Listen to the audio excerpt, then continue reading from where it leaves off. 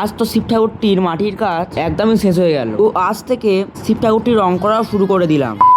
So hello everyone, কেমন আছো তোমরা সবাই? তোমরা এতদিন ধরে দেখছিলে যে আমি একটি শিব ঠাকুর তৈরি করছি, আর যেটার মাটির কাজ আজ অনেক কষ্টে শেষ হয়ে গেল। তো তাই জন্য বেশি দেরি না করে আমি ঠাকুরটিকে রং করতে শুরু করে দিলাম। আমি কিন্তু এখানে ডোমসের প্রাইমার সাদা রংটাই করছিলাম, যার উপর অন্যান্য রংগুলো খুব ভালোভাবে ফুটে ওঠে। তোমরা কমেন্টে বলে যাও ঠাকুরটি কেমন হয়েছে। আমার মতে আমার এই চ্যানেলে ফার্স্ট কমপ্লিট ঠাকুর এইটা। এর আগে আমি এই চ্যানেলে কোনো ঠাকুরই কমপ্লিট করে দেখাইনি। দেখো, তোমার সাথে কথা বলতে বলতে আমার ঠাকুরের গায়ে সাদা রং করা কমপ্লিট।